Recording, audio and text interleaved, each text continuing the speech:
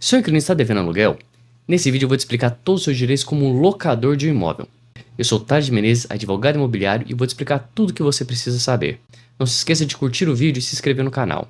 Aqui eu posto toda semana notícias sobre o mundo imobiliário, analisando ele sobre um aspecto jurídico. Esse é o diferencial desse canal. Uma das maiores preocupações de uma pessoa que coloca o seu imóvel para alocação é receber o aluguel em dia. Afinal de contas, é para isso que ele está colocando o imóvel para aluguel. Mas é muito comum esse proprietário ter vários problemas com inquilinos que não pagam, e isso é extremamente estressante. Mas você sabe como cobrar aluguel? E quantas mensalidades de aluguéis são necessárias para que você entre com uma ação de despejo? 1, 2, 3?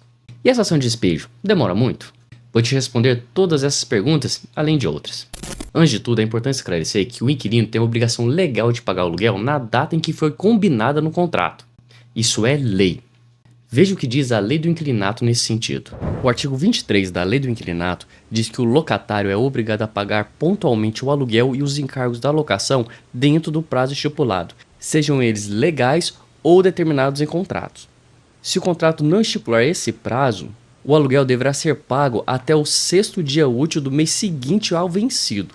E o valor deverá ser pago no local do imóvel locado se no contrato não for estipulado de forma diferente. Portanto, o inquilino tem a obrigação de pagar o aluguel na data estipulada.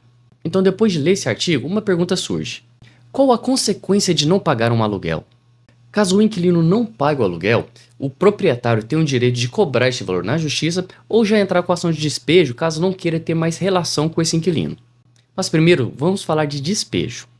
O descumprimento da obrigação de pagar o aluguel vai gerar a rescisão do contrato de locação, ou seja, o fim do contrato de aluguel. Veja o que diz a Lei do Inquilinato nesse sentido. O artigo 9º da Lei do Inquilinato diz que a locação poderá ser desfeita em decorrência de falta de pagamento de aluguel e demais encargos. Com a rescisão do contrato, a consequência lógica é que o inquilino saia do imóvel, mas caso ele se recuse, a medida jurídica adequada seria a ação de despejo. É importante mencionar também que essa ação de despejo pode ser ajuizada juntamente com a cobrança dos aluguéis. Então, o fato do inquilino ser despejado não isenta ele do pagamento dos valores que já ficaram em aberto. Ele perderá o direito de morar no local e ainda terá que pagar os valores pelo tempo que usou. Mas uma ação de despejo demora muito? Essa é a pergunta que eu mais ouço sobre esse tipo de ação. E a resposta é: depende. A Lei do Inquilinato estipula uma medida que é chamada de despejo liminar. Ele pode agilizar significativamente esse processo. Veja o que diz a lei. O artigo 59 da Lei do Inquilinato diz que conceder-se-á liminar para desocupação em 15 dias, independentemente da audiência da parte contrária e desde que prestada uma caução no valor equivalente a 3 meses de aluguel.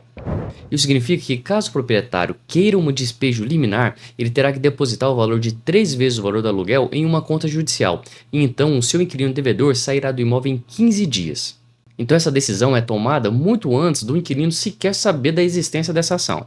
A medida será autorizada pelo juiz logo pela primeira vez que ele encostar na ação. Agora, caso o locador não queira fazer esse depósito da caução, ele terá que esperar a sentença no final do processo. Aí, nesse caso, o processo pode demorar um pouco sim. É importante mencionar que essa caução será depositada em conta judicial e será devolvida ao proprietário no final dos processos com as devidas correções monetárias. A finalidade dela é prevenir uma injustiça.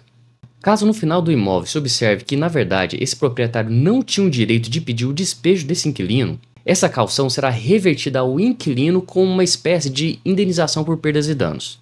Então é essa a finalidade da caução. Mas se ao final a sentença confirmar a liminar de despejo, a caução será devolvida ao proprietário, como acontece na gigantesca maioria das vezes. Mas a partir de quantos aluguéis não pagos eu posso entrar com ação de despejo? Apenas um. Isso mesmo, se o inquilino atrasar apenas um dia o pagamento do aluguel, você pode entrar com ação de despejo. Mas essa não é uma boa ideia e eu vou te explicar o porquê. Embora o locador tenha o direito de despejar o inquilino devedor com apenas um dia de atraso, o que se recomenda é que espere a somar pelo menos uns 2 ou 3 aluguéis, porque isso evitaria ele usar um mecanismo chamado de purga de mora. E esse mecanismo jurídico impede o despejo dele caso ele pague este valor dentro do prazo legal. Veja o que diz a lei sobre isso.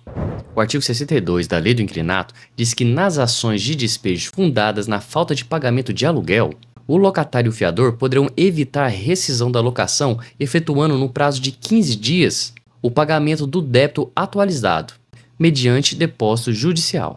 Esse pagamento deverá incluir o aluguel, as multas, os juros de mora e até mesmo as custas e honorários do advogado do locador.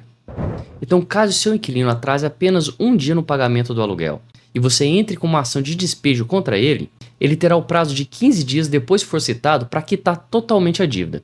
Se ele fizer isso, ele não vai sair do imóvel e a sua ação será julgada extinta. E você teve esse desgaste desnecessariamente. Prejuízo financeiro você não vai ter, porque ele vai ter que pagar também as custas e os honorários advocatícios. Mas é uma dor de cabeça que poderia ter sido evitada. Tá, mas se eu quiser apenas cobrar o inquilino sem despejar ele, é possível?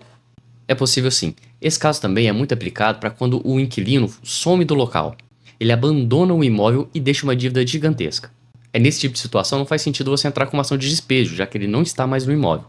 Então, caso o locador queira apenas ingressar com uma ação para cobrar valores, sem mencionar nada sobre despejo, ele entrará com uma ação de execução, que é muito mais rápida que uma ação comum. Em uma ação de execução não se discute quem tem razão. O devedor é intimado apenas para pagar a dívida. Ele não é intimado para se defender. Então é como iniciar um processo já com a sentença em mãos. E o Código de Processo Civil reconhece um contrato de aluguel como título executivo extrajudicial. Ele funcionaria como um cheque, por exemplo. Então é possível entrar com uma ação de execução com um contrato de aluguel. Veja o que diz o artigo em questão. O artigo 784 do Código de Processo Civil diz que são títulos executivos extrajudiciais. Inciso 8º. O crédito referente a aluguel de imóveis, bem como encargos acessórios, tais como taxas e despesas de condomínio.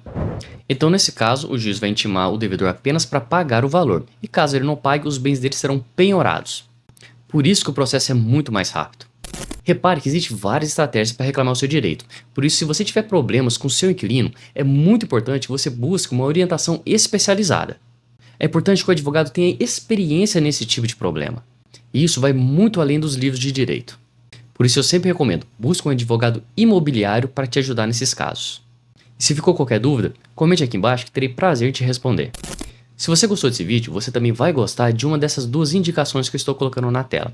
E se você ainda não é inscrito no canal, clique no logo para se inscrever. Obrigado por assistir e até a próxima.